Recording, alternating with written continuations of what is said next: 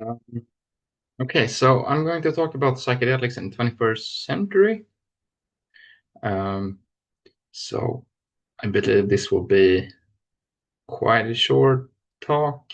Well, I will try to keep it short, and we will, yeah, cover some ground. So I'll talk about why psychedelics are interesting, potential problems with psychedelics, um, contemporary scientific studies, legality, uh, how psychedelics interact with the world of spirituality and religion, psychedelic community, possibly as I or we have experienced it, at least here in Sweden. Is there a future for psychedelics? Future, you might ask, in what area? And we'll come to that. Interesting books, I guess most of them quite contemporary. And lastly, and this, if you're not interested in mathematics, then you can skip the last part. But what is the role of mathematics in psychedelic science, or maybe more particularly in the science of consciousness, if you want to call that a science, and artificial intelligence. So why psychedelics? So why are they interesting? So, well, the first point is that there's a weird phenomenology. If you don't are aware of that word, it means that, as I'm using it, anyone who's tried the psychedelic, uh, I think will agree that uh, the experience of psychedelics is surprising from a scientific point of view. I mean, so the claim here is not that things happen when people take psychedelics that can't possibly be explained by science. That's not the claim at all. But at least, I mean, the experience the first time for most people is weird, like uh, hard to sort of vocalize what the experience is like, and it can be confusing, but interesting, very interesting. So, so that connects to my next point, that psychedelics might be important in understanding consciousness. So, one analogy I like to use nowadays is that I like to call them particle accelerators for the mind. And I mean, that's perhaps a halting analogy. You could also, so if you want to take like physics metaphors, you can also call them so like so there are like, yeah, so there are like special states of matter, I think. So I'm not a physicist, so this might be totally wrong, but there are like uh, you can put some materials in very like so for example like superconductive states or materials. uh, so that might be another very halting analogy I like to use, but at least particle accelerators like uh, sort of give the sense of you smash particles together in a very high velocities, and then you might see as I understand it, other particles that are usually not you can usually not observe when you just let particles behave at like normal speeds or without any intervention. And so, in the same way, you might see aspects of the mind or consciousness when people ingest psychedelics that are normally like not you're normally not able to observe. I mean, especially in your own mind. So I'm talking in particular from a first person perspective here. So what has been neglected to some extent is the sense of time on psychedelics. I think this has been quite understudied as a very distinct phenomena. I mean, especially on serotonergic psychedelics. And by serotonergic, I guess I mean so they affect some very specific receptor type, I believe, in the brain. I wouldn't call myself a neuroscientist, so but um, and so well, this is something that I think most people, I don't know, but I think most people would agree that the sense of time in psychedelics is experienced very differently from how it is experienced in normal waking consciousness. And so The only thing, like say, so the only like article or thing I've read about this, well, not particular in the context of psychedelics, but consciousness, is the mathematician David Mumford. Has written some blog post about this. I'm not sure it's accessible any longer, but it's on. He has a blog, and I think there's some article called like DNA robots and Bohr bubbles, something like that. And I think perhaps there's something about this there. That he also has some article about consciousness, where he takes the sense of time as a very important part of consciousness that is not usually discussed in the context of consciousness research. So to the previous point, obviously it might help understanding the brain, or perhaps the mind.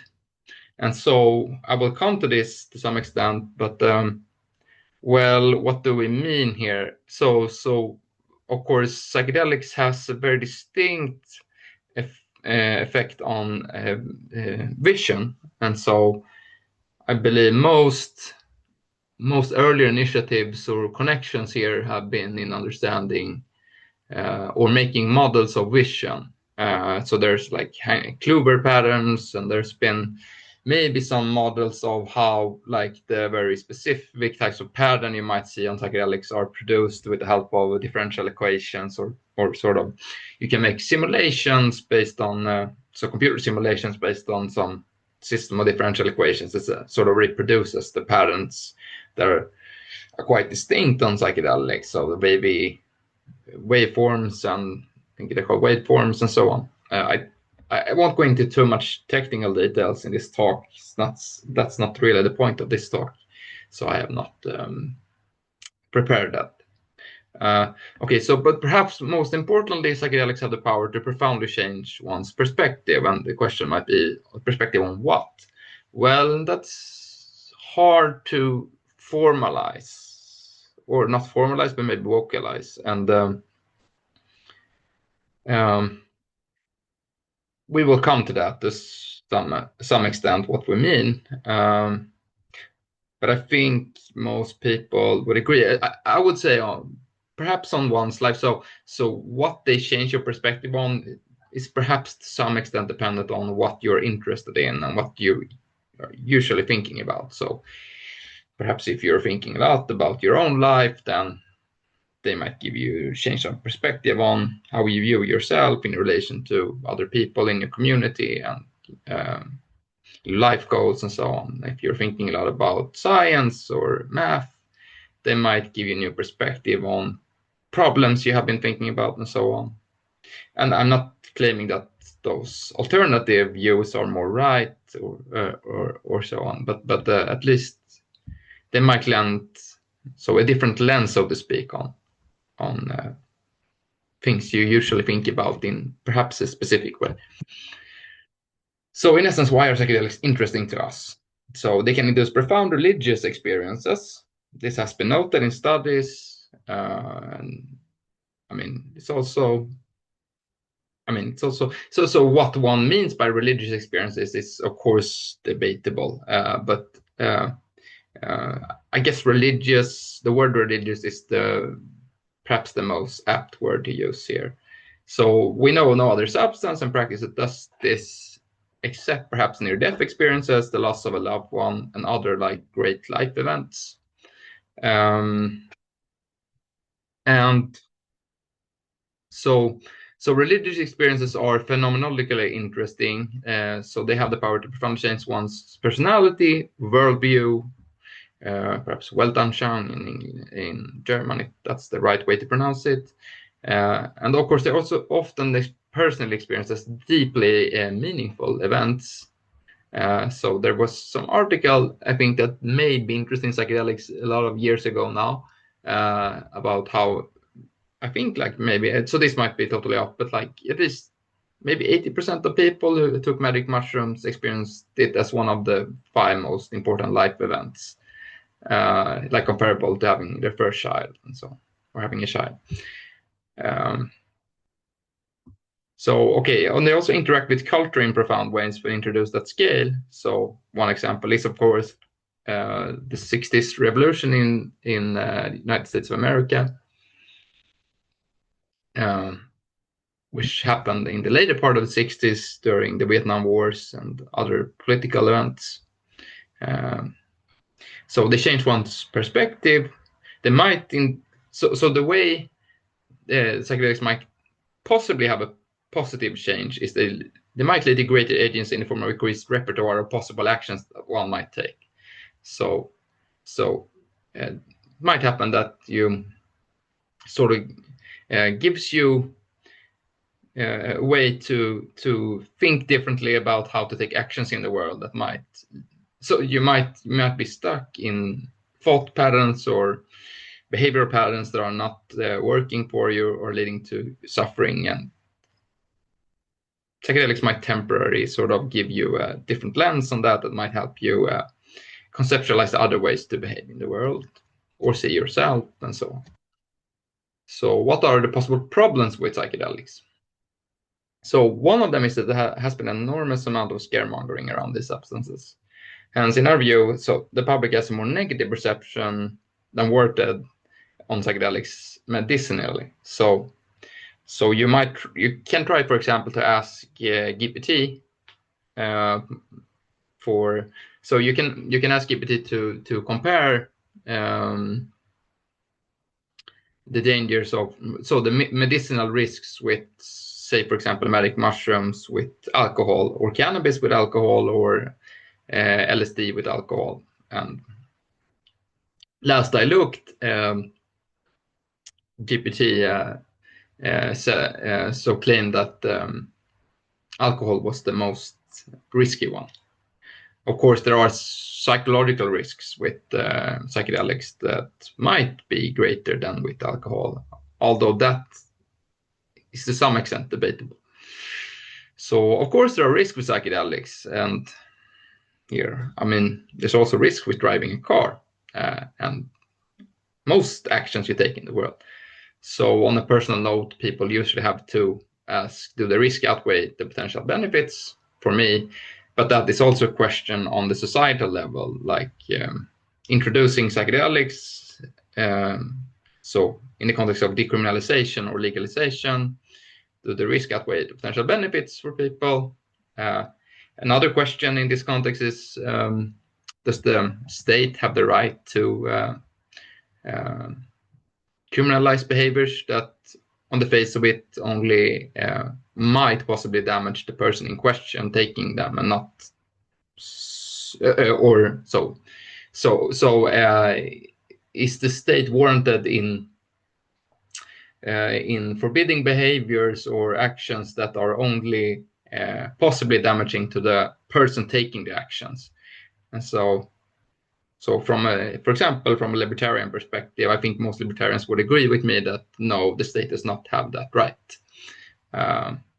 Of course, there are counter arguments to this, and so this is a whole other debate. But so okay, so psychedelics might be problematic for straight people, not in a sexual sense, but just normal people, since people's psychedelic experiences tend to be weird in one way or another. So I won't go into detail exactly what I mean by weird here, but so one might ask, are they weird because they took psychedelics, or the other way around? So did they become weird by taking psychedelics? And I think Slate Star Codex is the name of the blog, wrote some blog post about this a couple of years ago. Or perhaps neither. Perhaps there's some other factor or thing that sort of influences this. Yeah. So, of course, there's a lot of stigma still around psychedelics, although that has increased to some extent in recent years. So that might make it harder to have open discussions about this. And so people might be afraid to speak about this because they might be seen as druggies, or as taking overly excessive risks with their own behavior. So people might be afraid of losing their job, or losing their reputation, and so on. So there are legality issues that might make the public, in particular researchers, hesitant to admit usage, and also possible benefits gained for usage. So as I said, fear of seeming like a drug pusher or having a negative impact on society at large through advocation.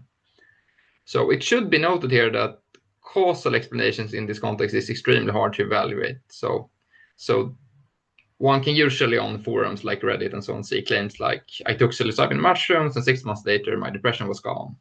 So that does not necessarily imply that psilocybin mushrooms had anything to do with a decrease in depressive symptomatology. So it's very hard to evaluate claims of causality in the context of people's personal experiences of psychedelics. And so, of course, there are a lot of studies right now. I believe there are ongoing studies on treating depression, or I guess treatment-resistant depression with psilocybin mushrooms, for example.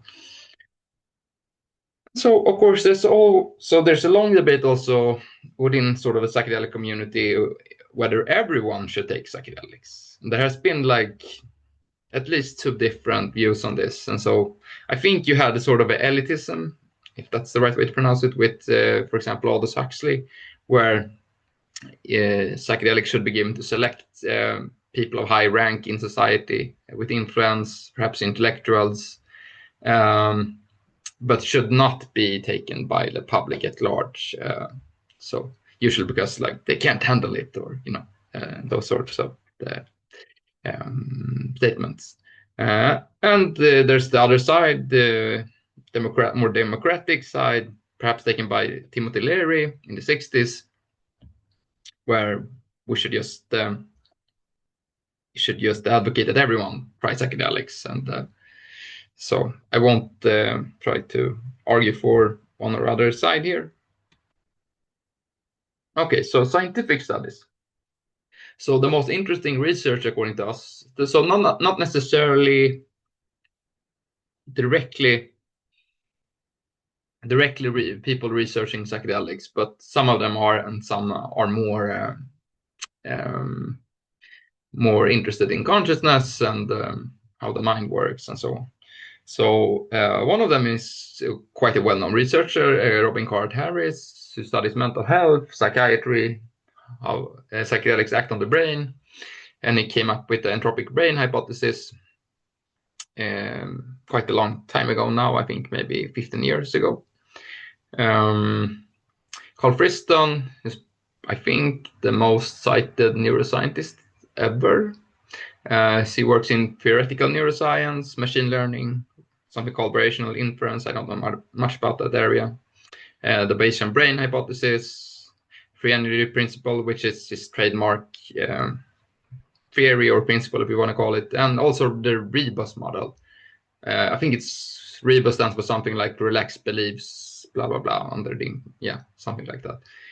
With Robin Carhart-Harris. So that was a model that I think directly related to how psychedelics act on the brain. So one of my personal favorites, or the one I find most interesting, is Stephen Lahar. So Stephen Lahar has tried to model phenomenological experience, like vision in particular, and the self-model or interoception, and so on, with mathematics and computer models. And also Stephen Lahar's advisor, Steven Grossberg, I don't know much about his work, to be honest, but he was Lahar's PhD advisor, as I understand it, or at least possibly not Lahar's PhD advisor, but at least, so this might be wrong actually, but at least he was in the same department, I think, at Boston University at the same time as Lahar. So he seems to have some very original ideas about how the brain works. So he has a book that I will come to later called, I think it's called Conscious Mind and Resonant Brain. I have the book and I looked a little bit in it. I have to say I'm not a super big fan of the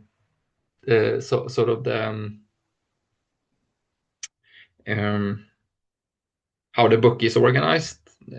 Well, at least the mathematics part is quite, it's a lot of colors, and but so I'm not, so that has nothing to do with whether or not the math is interesting, but at least, it's a long book as well, but I would like to understand it better if and when I have time. So of course we have Andres Gomez Emerson. So I would almost want to call him the Feynman of psychedelic science. And why would I call him that? Well, so because he seems to have very good intuitions about how psychedelics act on the brain.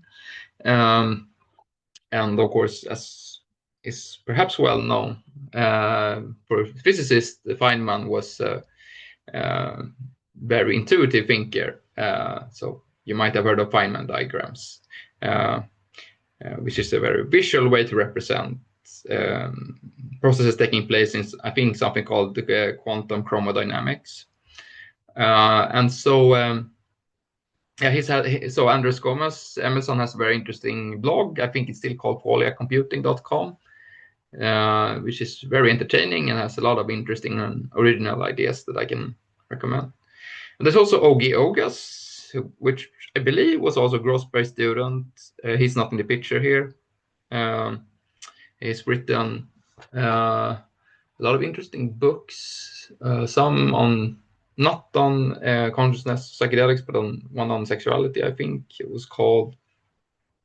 I can't remember the name right now, but he's also written a book about consciousness and about autism and sexuality and other things, so on, which is interesting. So the list in the previous frame focused more on the interesting explanations for how psychedelics act on the brain, or perhaps researchers focusing on that, and not with the exception then of Robin Carter and Colbriston on therapeutic potential. So, however, it should be noted here that insight into how the brain works at a fundamental level might facilitate treatments and increase understanding for psychiatric disorders. And of course, Carl Friston and Robin Carter are to some extent focused on that. So on the other hand, it might also revolutionize how mental disorders are conceptualized. So it might change like the disease model for psychiatric conditions, in particular schizophrenia. And this has been a long-standing promise of psychedelics that has not really panned out so far, I think. I forgot to mention some other researchers here. So it's not written down here. So one is Franz Wollenweider in Zurich, I think, and also Enzio Tagliasucci, if I'm pronouncing the name right, I think based in Argentina. And they both of them have published articles on psychedelic action on the brain. So to something completely different. So one perhaps issue with psychedelics is legality. So one of the biggest obstacles to researching these compounds still seems to be the issue legality. And this is, of course, very dependent on which country you live in. So one might ask, should the state have the power? Are they justifying criminalizing psychedelics? And we believe most libertarians, speaking perhaps from my own perspective here, would say that this is an infringement on the rights of citizens and hence immoral, with some reservations, because, of course, you can make counter-arguments to this. I won't go into them here. So one strong argument in favor, at least, the criminalization of certain psychedelics and cannabis is that the medicinal risk profile seems greater with alcohol, which is legal in Sweden, at least. So when we find arguments from historicity as to why alcohol should be legal but not psychedelics are very weak. So on to spirituality and religion. So we're using those words here in a very wide sense. So it seems to us the psychedelics open up a window into, I guess the most apt word is mythopoetic side of man, for lack of a better word, as I said. So there's an increased openness to metaphorical thinking during the weeks after experience, as we see it. So one might ask, is metaphorical thinking, is this undervalued in the modern world? So there's maybe been some writing on this. For example, at the top of my head, Ian McGilchrist, Master and Miss Emissary, about the hemispheres, so the left and the right hemisphere, and how they interact, perhaps via the corpus callosum, has written, I think, something along those lines of how the left brain thinking is perhaps overvalued in the modern world. So there's a sense of childlike wonder and connection with myth and meaning in psychedelics that, in our experience, which is, is perhaps a bit vague. And this part of like the psychedelic experience is quite hard to vocalize as many other parts of the experience, but one might feel that the world becomes re-enchanted, so it's mysterious once again. So what is the connection to religion in a broad sense here? So I would recommend one book by a researcher in neuropsychology called Patrick McNamara. He has written a book called The Cognitive Neuroscience of Religious Experience, Decentering and the Self, I think is the subtitle. So this is the second edition on the picture. So it was quite recently updated, I think. So the second edition, he also has included, I think, a part on psychedelics that I don't believe was there in the first edition. Okay, so on to the psychedelic community. So what are its characteristics? Of course, this is very broad sweeping, and I'm sorry if I'm missing anything. This is just my take. So there's a very high level of openness. If you're going to use the big five personality traits scale here. So the openness to new experiences, art, alternative lifestyles, sexuality, etc. It's an intersection of the tech community and the art community, perhaps especially in the States, but maybe also in Sweden. So people are very involved in the tech world and sometimes find themselves in this community, but also people who are very artistically motivated. Of course, you also have the rave culture, Burning Man, other types of these events, trance music, psytrance.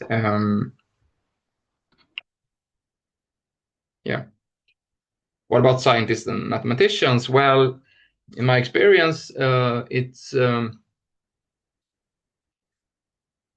mostly talked about behind closed doors, at least when it relates to mathematicians. So I think people are still afraid of talking about this openly.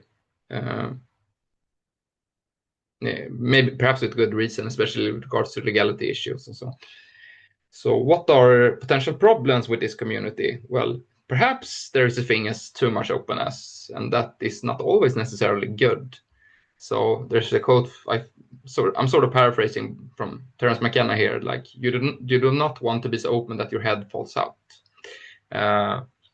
Another take, perhaps controversial, is that too much focus on therapeutic potential in this community and not enough on scientific aspects and or hedonics. And by hedonics, I mean